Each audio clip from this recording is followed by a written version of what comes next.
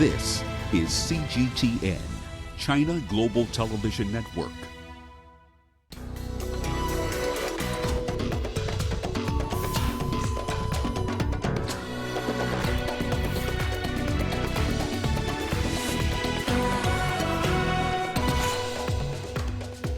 South Sudan's Machar urges a delay to the unity government as peace efforts stall. Armed men launch a deadly attack on a military base in southeastern Niger's Diffa region. And scientists in Kenya look to introducing clean energy alternatives. Hello and a warm welcome to Africa Live on CGTN. I'm Lindy Mtongana in Nairobi. With me is Uche Okoronkwo with a preview of your business news. Thanks, Lindy. And here's a look at what's coming up on Africa Live Biz. Relatives of the victims of the March Ethiopian plane crash condemned the Boeing 737 MAX as unsuitable to fly again. And South Africa slips as far as the ease of doing business. Of course, all that coming up within the program. For now, back to you, Lindy. Thanks, Uche. Well, we start the program in Cameroon, where at least 42 bodies have been recovered after a landslide in Bafoussam city. According to Cameroon's state media, 4 pregnant women were among the victims. Torrential rains over the past few days caused a hill to collapse, resulting in that landslide. Many homes have been destroyed. Rescue teams are still digging at the site with the hope of finding survivors. Cameroon's government says it has released $40,000 to help the local community. I think it is wise for the government to offer support to those that have lost everything so that they can deal with the present situation and completely restart their lives. Well, a little earlier we had the chance to get an update on the situation. We spoke to Lindy Mtongana, a local journalist based in Cameroon, and this is what he had to say. Rescue operations have continued today. Local authorities and responders have been going through the rubble, hoping that they could find more bodies or even survivors. As from yesterday, when we understood that the number of people who are now known to have died has surpassed 40, there were strong indications that this toll was going to go up. It's not clear how many people are affected, but some estimates say that about 120 people lived in this neighborhood. Remember that this took place at night around 10 p.m., which means that many people would have been indoors. So there's a great unfortunate expectation that the body count will continue to increase. It's very hard to imagine that some people would still be alive several days after the landslide. However, the responders are still hopeful that they would be able to find some people who have not been accounted for yet alive, but it's a very slim chance. The Ministry of Territorial Administration and Local Development just released a message on their Twitter feed saying that the minister has been able to visit the area. And one of the very first things they have done is to disburse an amount of money equivalent to about $60,000 to help the local municipality deal with the crisis. Of course, this is very small compared to what needs to be done. It's very unlikely that measures would be announced immediately, in part because this is not a place that is prone to landslides, even though the government says that the residents of this neighborhood built and settled on a part of the city that had been declared unfit for habitation and settlement. So one of the things that would happen very soon would be stricter control of new developments around this part of the city. Now, in Niger, armed men launched an overnight attack at a military base in the southeastern Niger's Diffa region. Local officials report that 10 people have been killed in the incident and that military equipment has been burned. Diffa is close to the border with Nigeria, and the base may have been a target for Boko Haram jihadists, but the identity of the gunman has not yet been confirmed. Now, in South Sudan, where the main opposition has accused the Juba government of lacking the political will to implement last year's peace deal. Opposition leader Machar is calling for a 6-month delay in the formation of a unity government. Following a protracted negotiation process, the original deadline was set for November 12th this year. While a ceasefire between the signatories continues to hold, both sides still disagree on the details of the deal, including the number of states South Sudan should have. Meanwhile, the U.S., which helped broker the peace deal, is putting pressure on all parties to stick to the deadline or face sanctions. Well, for more on this, we're now joined by CGTN's Patrick Oyet in Juba.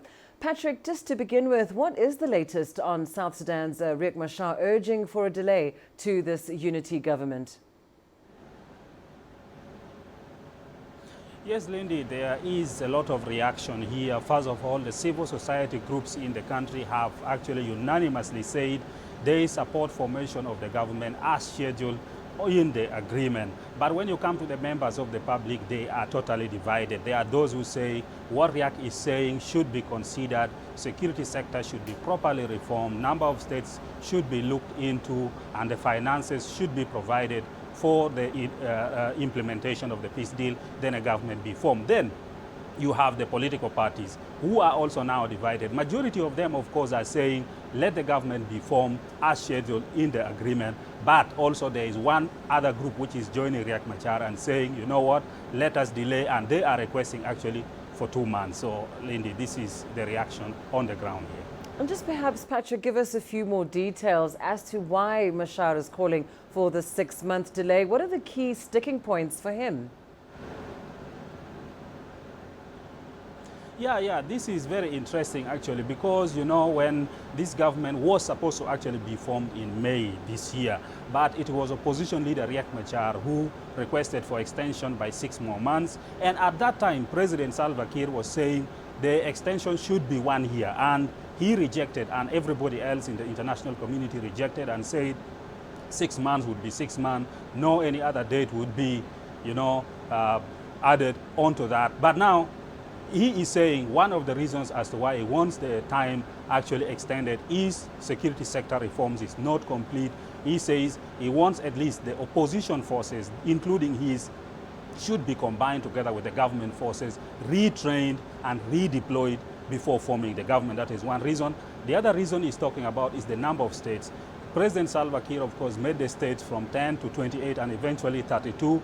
Riek Machar also in his organization, he recognized the 21 states. So there is disagreement on the number of states. Now, he is saying those states should be reverted to 10, which is neutral, is not his, is not for Salva Kiir. And then you have the issue of finances, which has just come now of late. At least by last week, they were not talking about the issue of money. But the peace agreement provides that the government under President Salva Kiir should provide $100 million to facilitate implementation of this deal. So far, we understand only $6.5 million have been released. So opposition group led by Riek Machar are saying all this money now should be provided so that the peace deal implementation could move forward. Now, opposition leader Riek Machar is saying he will not be part of a government if the government is to be formed in November 12 as scheduled in the agreement with the current arrangement. And he says at least 6 months should be extended more on the current time. So we have been getting reaction, and you could take a look. The opposition group led by Riek Machar says more time is needed to try and resolve all the outstanding issues in the peace deal before forming the new government. President Salva Kiir's government disagrees, saying all contentious issues can be resolved within the next 2 weeks. We have some small difficulties, but South Sudanese and their government are above these small problems. These small problems are in the area of security arrangements and the issue of states. How many states should we have? We are discussing them. We hope that we shall have new government in place come 12 November this year. The Intergovernmental Authority on Development, or IGAD, the East Africa's regional body, is urging both sides to push the peace process forward. We hope that all parties will be constructive and engage in a spirit of give and take so as to allow for the formation of an all-inclusive government. The South Sudan's peace deal also states that around $100 million from the sale of South Sudan's oil should be used to implement the agreement. Opposition leader Machar wants South Sudan's government to spend that money now on essentials like food, clean water and health services for the soldiers who are now in camps. Patrick Oyet, CGTN, Juba, South Sudan. Yeah, so that is what has been happening here. And of course, you know, many here are very concerned about the situation because they say there is no guarantee that even when 6 months, for example, is extended or the time has been extended by 6 months, there will be, you know, a formation of a unity government. People are concerned because at least since the signing of the current peace agreement, violence has reduced in the country. People are moving. Some people are returning to their own homes. They're beginning to do some agriculture. And there was a momentum even in the international community that the peace process is moving in the right direction. And there is now fear that more delays could spoil everything because we have started hearing reports of, for example, International Organization for Migration suspending operation in some parts of the country because violence have started. So there is a real concern among the public that the situation could again worsen. Back to you, Lindy. Well, thank you so much for that comprehensive update. That's Patrick Oyet in Juba joining us there live. Well, let's bring you some analysis now on these developments. Mateus Muindi joins us in studio. He is a political risk analyst on East Africa, the Horn and Great Lakes regions, and he's here in studio with me to analyze the situation in South Sudan. Always a pleasure to have you with us. Mateus, what does this delay in the formation of a unity government in South Sudan mean for the country and the people? This delay in forming a new government means that the conflict which has been going on in South Sudan for the last 5 years is unlikely to end anytime soon. And the most important thing which is going to come up in the next 2 weeks is that what will be the legitimacy of the government which will be in office after 12th of November, because that was the date we should have had a new coalition government, and there doesn't seem to be any movement on that. So that kind of uncertainty is going to drive a situation whereby we could see some sporadic violence, but not major conflict, because the parties cannot afford to have conflict. But the problem is that the parties can't agree on some very key issues. Our reporter, Patrick Oyet, telling us now that some of the sticking points are security sector reform, the number of states, financial issues. What's your view on some of these problems that are really stopping this unity government from coming together? One of the biggest cause of the paralysis we are seeing is the deep mutual suspicion between President Salva Kiir and Riek Machar. And it's not suspicion which has just been caused by the current conflict. It's a suspicion which predates the independence of South Sudan. They have a long political history, but being on the different sides of the political divide. And that has got translated in what we see now, current lack of movement in trying to end the conflict. And it's unlikely to end very time soon, because the international community doesn't seem to be inclined to take a very strong position, especially on the two leaders. Well, they are suggesting that they may impose sanctions, at least the United States. But of course, the government of Juba is being accused of lacking political will to implement the deal. What do you think of that accusation? The threat by the U.S. to impose sanctions is not new. They made that they made that announcement a few months back, but it didn't seem to scare the parties to move to any reconciliation. And when you look at the current standoff, it's not just Salva Kiir's government which seems to be lacking the political will. Riek Machar is making a lot of demands, but there's very little information in public for him to demonstrate that he has also been making concessions. So the paralysis and the political lack of will is going to be, around for some time. Yeah, and that paralysis has some serious implications for the country. Well, has. Thank you so much, Mateus Muindi, joining us in studio on those latest developments in South Sudan. Now, turning to some other news, Chinese Premier Li Keqiang has met with the South African Deputy President David Mabuza in Beijing. The leaders hope to promote bilateral relations for new development in their countries. Li says China is ready to work with South Africa to consolidate mutual political trust and promote practical cooperation. Mabuza, who will co-chair the 7th plenary session of the China-South Africa Binational Commission, says South Africa itself is ready to learn from China's experience in development and to deepen the pragmatic cooperation with China in various fields. For over 2 decades now, the two countries have had good relations. Those relations have developed from a partnership to a strategic partnership, and then to a comprehensive strategic partnership. The arrival of South Africa's deputy president in China for the Binational Commission further symbolizes the solidification of the relationship. The state of our relationship with China started very long before democracy in South Africa. They supported us politically as we fight for democracy. They have helped us to achieve our democracy and the state where we are.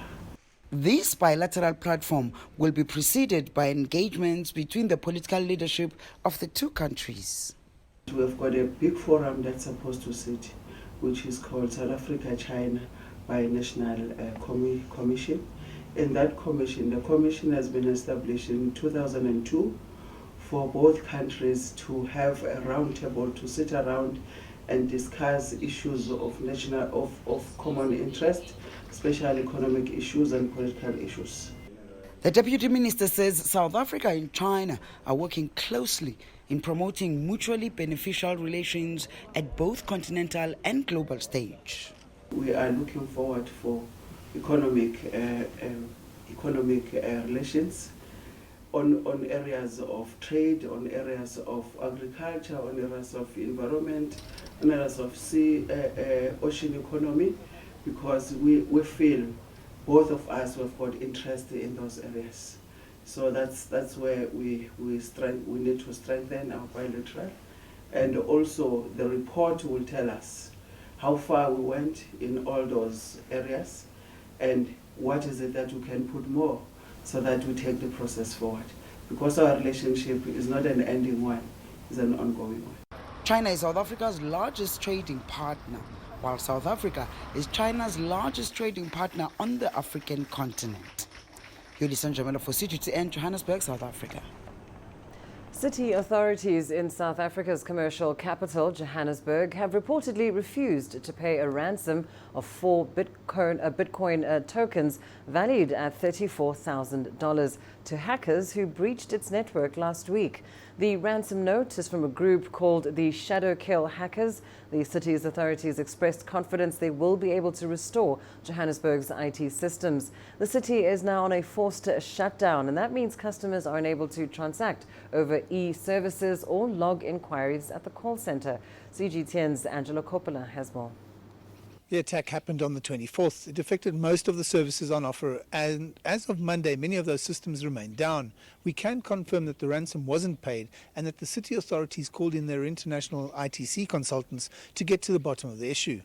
The council in charge of the finances for the city assured municipal account holders that the billing system wasn't affected and none of their customers' personal or financial details were actually compromised or released following that cyber attack. For now, though, the general call center remains down, and most worryingly, customers are being told not to make any kind of payment via the website, but to go to those third-party point-of-sale locations scattered around the country.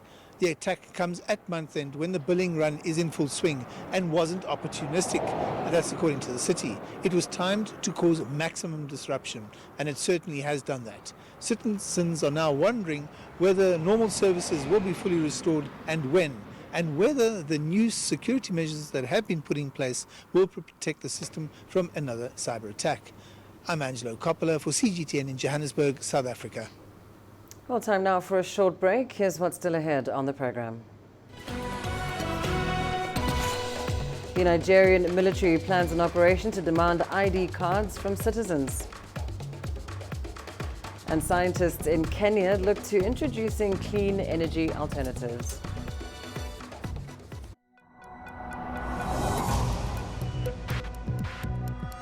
Each day, there are millions of stories. Each one can open new perspectives, new possibilities. Wherever you look, we are there. To see, discover, explore. We put the pieces together to find what really matters to you, all around the world, all around the clock. Our reporters are at home across the globe. From our headquarters in Beijing and production centers in Washington, Nairobi, and London, China Global Television Network.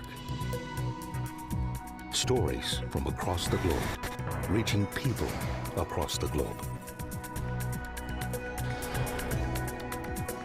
CGTN. See the difference. You don't find the stories of North Africa by sitting on the sidelines. You've got to get out, go there, and you'll find them. In the bazaars of Casablanca, among the crowds in Cairo, who come to visit Cairo, the ancient capital of Egypt. Along the waters of the Nile, along the sands of the Sahara. No one else will take you where we can in North Africa. No one else will show you what it's all about. CGTN, see the difference.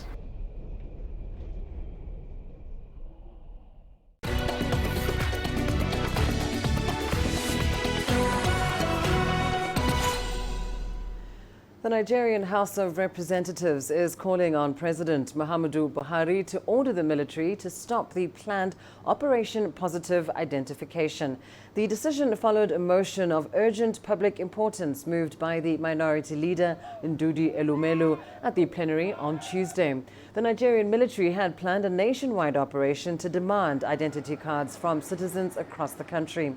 Last month, the military claimed that citizens in the northeast of the country had been cooperating with troops to make the exercise successful. The armed forces now say the exercise will be extended nationwide to prevent crimes across Nigeria. Well, CGTN's Kelechi Emekalam has more on this story now. She joins us live from Abuja. Kelechi, what more can you tell us about this military operation, Positive Identification?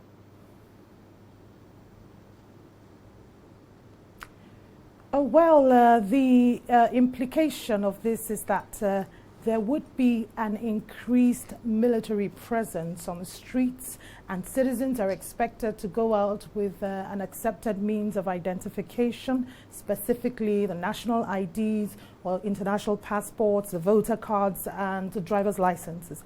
Now, this nationwide operation was proposed following the successful implementation in the northeastern region of the country, which has been severely ravaged by Boko Haram. So it's expected that troops would be seen along highways and on the streets as well.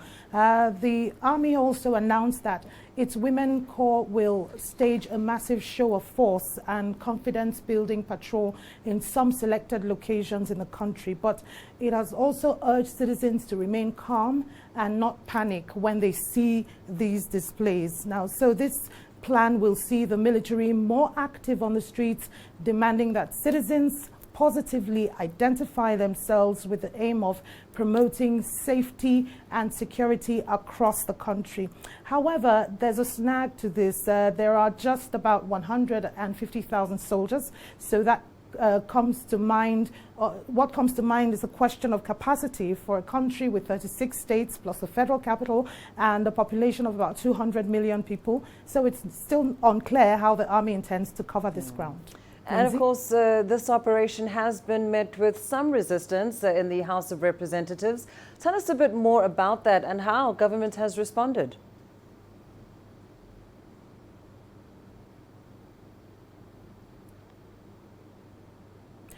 Oh, well, yes, lawmakers at plenary were strongly opposed to the plan. It was their position that the presence of soldiers on the streets would create some level of unease among citizens. More so, some have said that it gives off an impression as though the country is in a state of emergency. It seems as though the army is looking, to take up the roles and responsibilities of the police. However, there are other schools of thoughts that have expressed that to a large extent there's some level of decorum whenever and wherever you find military presence. People tend to be extra careful for fear of being perhaps brutalized, excuse me to use that word.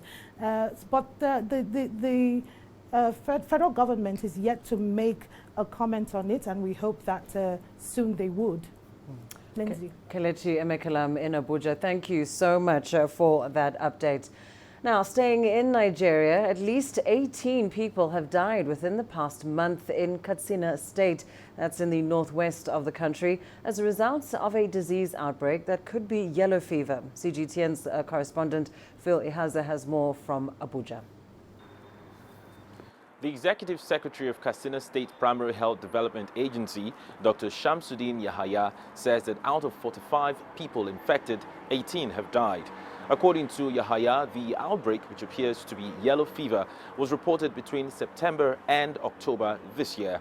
Samples were collected during this period and taken to laboratories in Abuja and Lagos to confirm whether it is yellow fever. The result of these samples are being awaited. Yellow fever is an acute viral hemorrhagic disease transmitted by infected mosquitoes and has the potential to spread rapidly. Nigeria's Center for Disease Control reports that between January and July of 2019, over 2,000 suspected yellow fever cases were reported across the country. The federal government, in collaboration with the World Health Organization, as well as other partners, launched a yellow fever vaccination campaign in early September to help control an expanding outbreak in Nigeria. The government says it aims that by 2024, all states in Nigeria will have undergone vaccination campaign activities to protect at-risk populations against yellow fever. Phil Ihaza, CGTN, Abuja. The governments of China and Nigeria have been partnering up to help the Nigerian television industry on its digital migration journey. 1,000 villages in Nigeria will now have access to satellite TV. Let's take a look. Community leaders from across Nigeria are here in the capital Abuja to celebrate. 1,000 villages are benefiting from the installation of satellite television. Hundreds of thousands of Nigerians, especially those in some remote areas, can now enjoy the clear and colorful quality videos on satellite TV show. Many Nigerian children will get better education resources through the remote educational satellite program. Each village will receive one 32-inch television, projectors, solar panels and decoders to receive content from the digital provider StarTimes. Each of these centers will enjoy free viewing for the next 5 years. I first of all have to thank the Chinese government for partnering with Nigerian government to bring this laudable program to Nigeria.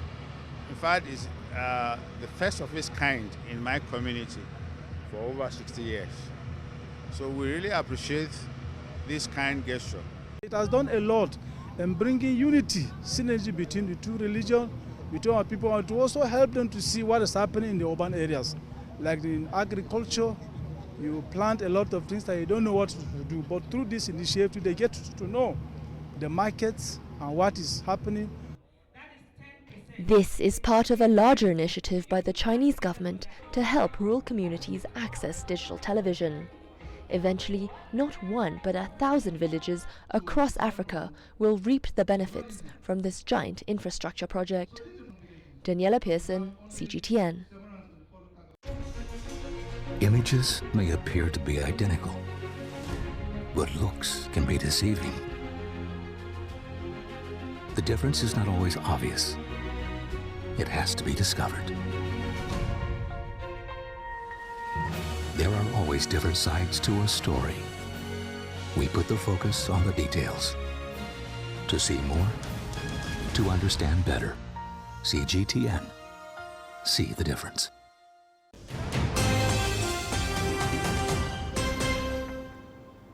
In 2016, about 14,000 premature deaths in Kenya were attributed to indoor air pollution. Dirty air is a leading risk factor for early death in Kenya, where households continue to cook with firewood or charcoal. CGTN's Wukista Nyabwa has more. In a little room deep inside Yala in western Kenya, one man's dream rose to life. And so begins the process of turning the water hyacinth plant into ethanol fuel. The process is simplified for the little workshop, a process that has taken years of research to master. A few years ago, Richard Arwa, a secondary school chemistry teacher, entered a science contest with his students. Their idea was to use organic waste to make clean energy in the form of bioethanol. They chose the water hyacinth that is choking the Lake Victoria as their raw material. There are other sources, as you put it, the sorghum, there is cassava, maize can do it, all that. But these are food crops. So the food crops, that means we'll be competing to get them. That means we'll buy them at a high cost. But we settle on water hyacinth one because it's readily available. It is cheap. They didn't win, but like the hyacinth they used, the idea took hold. Today, casual workers harvest the hyacinth plant and ferry it to Richard's workshop. Richard and his workers then remove the parts they don't need, shred the rest, ferment it, filter it to rid it of solids, and finally distill it to get ethanol. The clear liquid means the process has been successful. 7 tons of water hyacinth should be able to give you something like 550 liters of ethanol. A liter of the fuel sells for $1 and cooks for 6 hours. As the world searches for solutions towards clean, renewable energy in Western Kenya, one scientist hopes to change the attitudes of his neighbors. However, changing their mindsets is an uphill task. Richard's product isn't on sale in his neighborhood, where locals mostly use charcoal and firewood to cook. This despite the World Health Organization's findings that dirty air remains a leading risk factor for early death in Kenya. Instead, Richard's fuel has found its way to Kakuma refugee camp in Kenya's north. And in coming months, once he secures funding, he hopes to increase production. Nothing is absolutely waste. Nothing is absolutely bad. Everything that we see as a problem, let's try to look for the opportunity aspect of it. His isn't the only idea of this kind, but he is one in a growing number of entrepreneurs working to produce clean, green and safe fuel. Wilkizanyawa, CGTN. When it comes to cooking fuels in Kenya, firewood is the most widely used, with 55% of the population using it. 15% use charcoal, while 14% use kerosene. Only 13% use gas to cook. 84% of rural households use firewood against 16% of urban households which use it for cooking. Instead, more urban homes use charcoal, with 22% of urban households using it to cook against 9% of rural households. More urban dwellers also prefer kerosene, with 29% of the urban population using it to cook, compared to just 2% of the rural population where the fuel is used to cook. 28% of the urban population prefers to use liquefied petroleum gas or LPG, making this the second most popular cooking fuel in urban areas after kerosene. And just 3% of those living in the rural areas use LPG. Now, another news making headlines. The UK's political parties are readying themselves for a general election after MPs voted for a 12th December poll. The legislation approved by MPs on Tuesday will later begin its passage through the House of Lords, where it is not expected to be opposed. Boris Johnson says he is ready to fight a tough general election. Labour leader Jeremy Corbyn says the snap poll presents a once-in-a-generation opportunity to transform the country. Boeing Chief Executive Dennis Muilenburg will face a second day of questioning from U.S. lawmakers over its grounded 737 MAX on Wednesday. This follows sharp criticism at a Senate hearing on Tuesday. U.S. Representative Peter DeFazio, who heads the House Transportation and Infrastructure Committee, said in a written statement that the committee's lengthy investigation into the MAX has turned up significant questions about Boeing's decision-making. The United Nations body, the International Organization for Migration, said on Wednesday it had suspended some of its screening services for Ebola after 3 of its aid workers were killed in South Sudan. IOM South Sudan Chief of Mission Jean-Philippe Chosi said the workers died during clashes between rival groups in the country's central Equatoria region. He said the organization had suspended screening for Ebola at 5 border points between South Sudan, Uganda, the DRC, where an ongoing outbreak of the disease has killed thousands. And Mozambique's main opposition party, Renamo, on Tuesday appealed the results of the October 15th general election, calling on the country's top court to annul incumbent President Filipe Nyusi's victory. Nyusi and his ruling Frelimo party won by a big margin in the election. It was hoped the poll would calm tensions in Mozambique, which will soon become a top global gas exporter. Instead, the contested results has stoked divisions as opposition parties cry foul. And let's now go to Uche Okoronkwo for your latest business news. Thank you, Lindy. And here's a look at what's coming up on Africa Live Biz. Relatives of the victims of the March Ethiopian plane crash condemned the Boeing 737 MAX as unsuitable to fly again. And South Africa slips as far as the ease of doing business.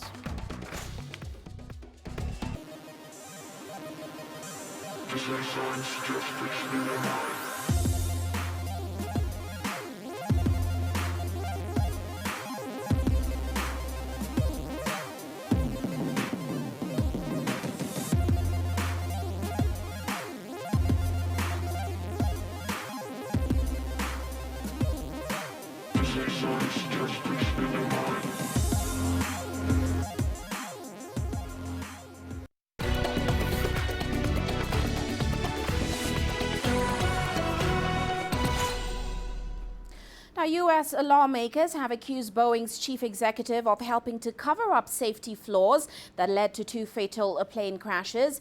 Dennis Muilenburg gave evidence to Congress on Tuesday, a year after the first 2 Boeing 737 MAX disasters. Now, while he wanted to repeatedly apologize for the mistakes, lawmakers instead demanded answers and accountability. Here's CGTN's Owen Fairclough with more from Washington. The families of those killed in 2 identical Boeing crashes face to face with the head of the company appearing before a U.S. congressional inquiry. We are sorry, deeply and truly sorry. I think about you and your loved ones every day, and I know our entire Boeing team does as well. Dennis Muilenburg testified on the first anniversary of a Boeing 737 MAX crash off the coast of Indonesia, before another in Ethiopia 5 months later. 346 lives lost and flaws with technology called MCAS, designed to prevent mid-air stalls, at fault for both. And the people who are... And some lawmakers accuse Boeing of hiding those flaws. These loved ones never had a chance. They were in flying coffins as a result of Boeing deciding that it was going to conceal MCAS from the pilots. The premise that we would lie or conceal is just not consistent with our values. The 737 MAX remains grounded worldwide, 371 aircraft in total, with no exact date for when regulators will allow them in the air again. Boeing has been accused of cutting corners in a rush to bring the 737 MAX to market as part of a battle with European rival Airbus to dominate smaller passenger jets. But the company denies this and says when the 737 MAX returns to the skies, it will be one of the safest aircraft ever. Owen Fairclough, CGTN, Washington. Now, relatives of the victims of that Ethiopian March plane crash say they don't believe the 737 MAX can fly safely. They've dismissed the apology from Boeing chief executive Dennis Muilenburg, and the grieving families made the comments after Muilenburg faced an intense grilling by U.S. lawmakers. This is the most high-profile congressional scrutiny of commercial aviation safety in years. It heaps pressure on a new Boeing senior management team, which is fighting to repair trust with airline customers as well as passengers who have been shaken by an eight-month so far safety ban on the Boeing 737 MAX. The model has suffered 2 crashes, one in October last year and the other in March this year. In total, the 2 crashes killed about 346 people. Well, I'm not a technical expertise on all this, and I believe that at some point the regulators will allow it to fly. But I believe that the plane should not be flying again, and that's why I'm here to listen to what Muilenburg would say. He is a father, and he's a husband. I always wonder why, as a father and a husband, he did not put himself in the shoes of the 189 families that lost their loved ones in the first crash. Because if he did that, he would have called for the grounding of the 737 MAX in November. Dennis Muhlenberg needs to take the responsibility over the deaths of 346 people. It's one thing to say that we take responsibility over the installation of MCAS. It's another thing to say we take responsibility over the deaths of 346 people. That's what I want to hear him say.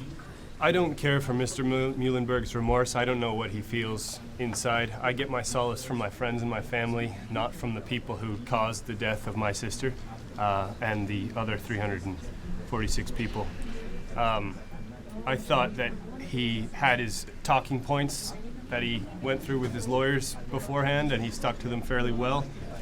There were a couple of admissions, especially by the chief engineer, of mistakes that they'd made, of the pilot response time of 3 seconds that they'd assumed that was an error.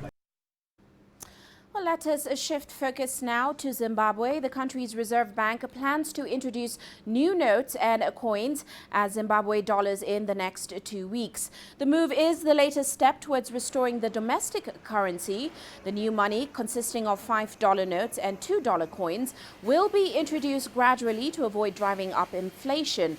It will circulate alongside the bond notes and coins, which were introduced in 2016 as a surrogate for US dollars, which the country has been using. The central bank unexpectedly reintroduced the Zimbabwe dollar on June 24th, ending a decade of dollarization. Zimbabwe had abandoned its own currency in 2009 after it was wrecked by hyperinflation. And to South Africa now, the country again slipped in the World Bank rankings for ease of doing business. The latest report showed that South Africa slipped 2 places since last year. Now, of course, it is the most developed country in Africa, but it's lagging behind in economic growth. Here's Sumitra Naidu with more.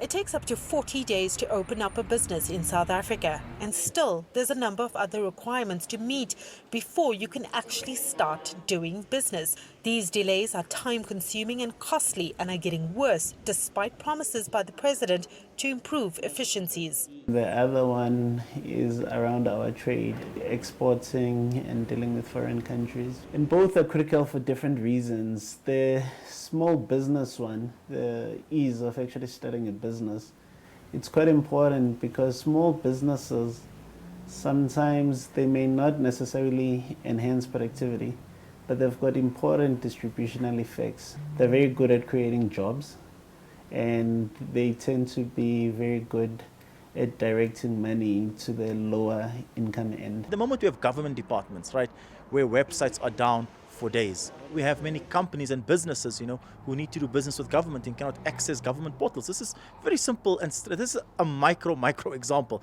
of the kind of problems you have. It takes you days and days standing in queues, and many times you leave these entities without getting issues resolved. The World Bank report found that access to finance is still a problem. Access to finance on the smaller business side is a bit of an issue. Banks have moved from small business loans more towards your personal loans and your micro loans. There's been a significant shift in that. I think the Reserve Bank is best placed to answer why it would practically allow the substitution of small business loans with micro loans. It's just something that's clearly ridiculous. It's difficult to understand. Weak governance was also flagged in the report. South Africa has been riddled with corruption in recent years. There's several commissions of inquiry underway to deal with the problem, but no one is being held accountable. Well, I think what would be of great use is if we start actually seeing prosecutions happening. You can't have scandal after scandal after scandal and there's no follow through. I think the government talks a good story. We just need to start seeing some action. South Africa slipped 2 positions to 84 in the world rankings this year. The timing couldn't be worse. Unemployment is rising and growth is declining. South Africa needs to improve efficiencies, reduce the red tape, and tackle corruption urgently in order to restore confidence. Sumitra Naidu, CGTN, Johannesburg, South Africa. Meanwhile, South Africa's Minister of Public Enterprises, Pravin Gordhan, has released a special paper on a public utility, Eskom. The document sets out a roadmap for the public utility in a reformed electricity supply industry. Here's Angelo Coppola with more details. Gordhan was speaking to media and electricity stakeholders in Pretoria. The plan has taken months to see the light of day. In that time, a senior executive has been appointed to manage the split of the utility into 3 business units, and a CEO has resigned. We have to resolve the operational issues. At the same time, we need to shift towards the new business model and create the transmission entity and the generation clusters as we are talking about them, and resolve some of the cost issues within Eskom itself, whilst looking at the question of a new leadership within Eskom and a resolution to the debt issues, which my colleague, the Minister of Finance, will address as we go forward. The 56-page document was published on Tuesday. It's a special paper and not a policy document or implementation plan. I think this is a very broad framework, and there's still a lot of detail that has got to go in, a lot of detail work that has still got to be done in order to flesh out. So I see this more as a broad framework rather than a detailed implementation plan. While the plan was being developed, Gordhan and Ministers Mantashe from the DMRE and Ibrahim from the DTI have been meeting with coal producers and suppliers for the past couple of weeks. This in order to find common ground on pricing. Gordhan says that 7 of the producers are earning 100% profit margins. I'm optimistic that this is all possible, and what it requires is for all the different stakeholders that are connected to Eskom in one way or another, whether you are a coal supplier or a technology supplier or working within Eskom or other interested parties, all of us will have to make a contribution for this project to succeed. We have a special paper that's in the public domain. We have a 440 billion rand debt pile, and we have a deadline of 30 March to see Eskom get turned around. I'm Angelo Coppola for CGTN in Johannesburg, South Africa. Well, that's all for now on Africa Live Biz, but later on Global Business Africa, we look at South Africa's Finance Minister Tito Mboweni after he presented the country's medium-term budget statement. We'll delve further into those details. All that coming up top of the hour. For now, back to you, Lindy. Thanks, Uche. We are watching Africa Live. Stay with us. Your sports news is still ahead.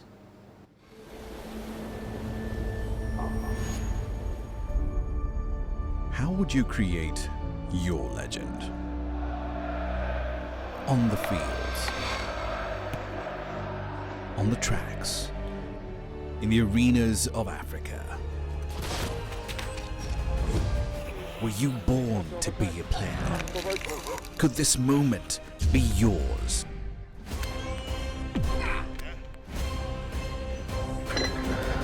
Sports Scene. Find your game.